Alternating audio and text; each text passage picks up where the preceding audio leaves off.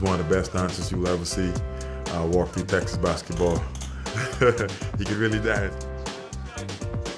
Being from Dallas, that's all we kind of did was dance, and I love to dance. I'll pick up on all the newest dance moves, and that's just part of my personality. Like when I'm dancing, that means I'm enjoying everything. Him and Jacob are the ones you always know when they're around. They're somewhere dancing. Me and Andrew, we love to dance. You can see every day before practice, we always just like get grouped together and we just start dancing. You need to get him and Andrew to bottle it off. That'll be the closest bottle you see all year. That's Texas Got Talent right there, baby. Andrew Jones, that dancing true freshman, starting to find his rhythm out on the court for Texas. Last 5 games, 15.8 points per game. Poor guy's one of the best freshmen in the Big 12 and may not right now even be the best basketball player in his family. His sister Alexis Jones is coming off a triple-double for the Baylor Lady Bears. 24 points, 12 assists, 10 rebounds. It's a good basketball family, and you know them well. Who is Andrew Jones? Before we go into on the court, who is the young man that is Andrew Jones? He's a great kid who comes from a phenomenal family, both just in terms of, you know, the character and makeup of their family and the basketball background, the athletic background of their family. Andrew's father, David Jones, was a very, very good player, has a coaching background.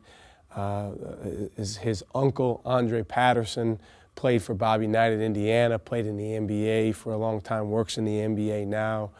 You mentioned Andrew's sister, who's a big-time player. Andrew's mom, Carla, was a really, really good track athlete as well. So just a really athletic family. And there's a lot of players that have great bloodlines like that, but what separates Andrew Jones from the rest?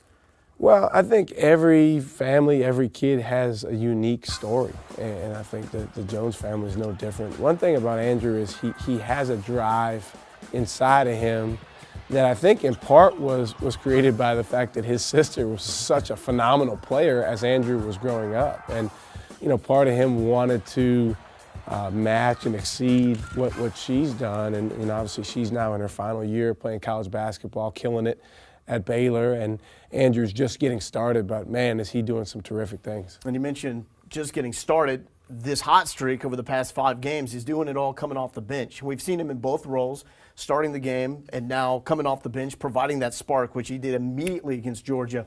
What went into the decision like that in terms of how you use Andrew Jones, whether it's starting or coming off the bench? How was that decision made? Well, there's a lot of things that go into those types of decisions, and some of them have less to do with an individual, more to do maybe with the whole team. But one of the things you've seen from Andrew in the last 5 games is playing major minutes.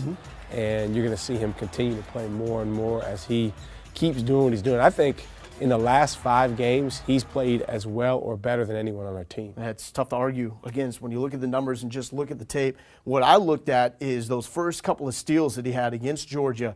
The first one, he's fighting through a screen. I don't even know how he picks up the basketball because it doesn't even look like he can see it, but it almost like feels it and finds it. Well, Lowell, that's something that you see with freshmen is, like a lot of freshmen, he came in and defensively he was a little bit behind in terms of navigating screens, some of the stuff off the ball. It's not so much guarding the basketball on a guy who has it. It's more the off the ball intricacies of defense. He's made major progress with that.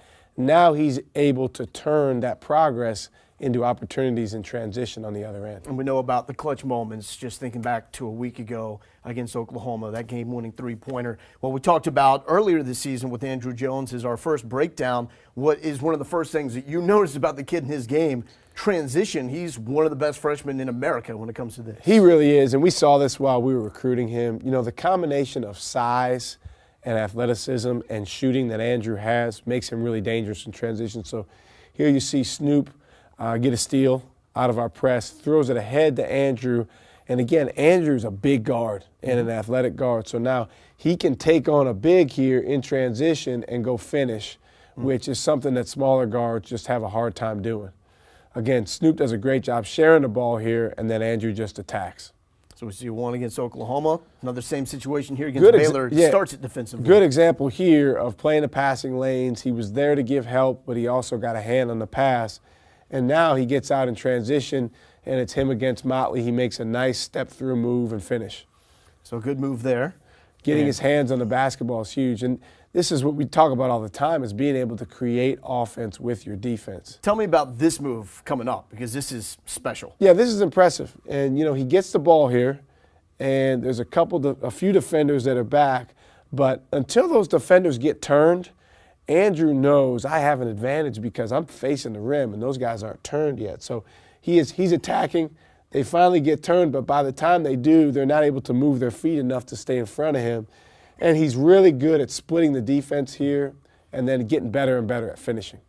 And this is something that you don't have to be a basketball expert to know that that's next level. Well, that's the exciting thing is the progress he's making with his strength, with his confidence, and then how aggressive he is. Yeah, we talk a lot about player development, and there's no doubt. I mean, these freshmen, these sophomores, they're not the same guys that we saw open up the year, getting better and better with every week that goes by. We've also seen Andrew Jones run a little point by committee this season, and it's something he said was a little bit of a challenge for him because in high school, I mean, there was a lot of stuff that was easy for him, but this is a little bit of a different situation in his words. Well, Andrew's played a lot of point guard for us, and he's getting better and better. In this game against Georgia, our last time out, he had 8 assists. So he's really making progress. One of the things that we talk about a lot is using pick and roll and making the right decision. So here, he comes off a pick and roll. We talk about anytime you get 2 defenders on you, that means someone's going to be open off the ball. One of the things that Georgia did is they tried to run an defender from the backside corner through what we call the throwback pass. So typically we would throw it back to Jarrett, but they tried to run through that pass. So Andrew makes a nice pass here to Jacob. Jacob catches it in rhythm and shoots it in. And is that something that you had seen already develop in the game, or does he make that read just on a whim? It's something we talked about going into the game, and then it's his job to make the read, and he makes a really good read here. One of the things we do, I do this with Andrew and do this with Snoop, is we'll sit down and we'll watch every pick and roll that he used in the last game, and we'll talk about the read that he made. And in that case, he made the exact right read. Here's another one where he comes off. This time we hit Shaq, a little action away from the ball. Andrew ends up getting it back. And you see what they do here defensively is they go under the screen. The great thing about Andrew is if you want to go under screens against him, he can shoot the ball in rhythm, and he can shoot it in from 3. And as you saw, he's shooting 45% from 3 in the last 5 games, which is huge. Typically, if you're going under the screen, you're trying to prevent that drive? Yeah, going under the screen is a way to protect the paint. But what you give up there is potentially the outside shot. So typically, defenses will go under against guys that they're not so worried about making shots. Well, Andrew can really make shots. Here's one more pick and roll clip where Andrew comes off. It's him and Jarrett. So when you get 2 of your best guys in pick and roll and you can space the floor, that's a really good thing on offense. And we're doing this more and more. So now, again, he gets 2 on him, and he's able to make the right pass to Jarrett. Now Jarrett gets the ball deep around the basket and can go finish. So we're seeing the fruition of point guard U that we talked about last week really coming into play here with Andrew Jones. I learned a new phrase last week from you, stay ready so you don't have to get ready. That's right. Which brings us to our next clip here. Andrew staying ready to shoot the ball. Well, you always want to be shot ready because at the college level compared to high school, you just have less time to get it off. So okay, so what is shot ready? Shot ready is you're down in the stance, your hands are ready, so your hands are out. Your feet are down, you're ready to step into it. And then probably most important, you're mentally ready that when that ball comes to you, you're going to follow your shot mechanics and shoot it in. Because, again, guys challenge shots in a hurry. You know, here we're playing against Baylor, and they're in the bottom part of their zone. They've got great length. They fly at him, but he was ready to shoot, so he's got the shot off, and he shoots it in. That's one of the reasons why he's been shooting the ball better and better. Here you see him in transition, and Eric makes a great drive, gets in the paint. So we talk a lot about paint touches. Eric gets a piece of the paint. It draws defense to him. And now, again, Andrew's got space. And as long as he's ready to shoot and he can step into it, that's a really, really good shot for him. So he's going to take that all day. And more often than not, he's going to knock that down. So Andrew Jones, past 5 games, has been phenomenal. In that stretch, we've seen him match a career high in scoring, and also those 8 assists that you mentioned. That was a career high against the Georgia Bulldogs. Well, not only that, he's playing with really good efficiency right now. One of the things that we talk about a lot with our guards is what we call the Buddy Hield number. And that is field goal percentage plus 3-point percentage plus free throw percentage. And Buddy Hield had a ridiculous number when you added those up. For most of last year, he was like 185, which is crazy. 180 is like the gold standard. If you can be at 180, that's phenomenal, particularly over the course of a whole season. Buddy was over that.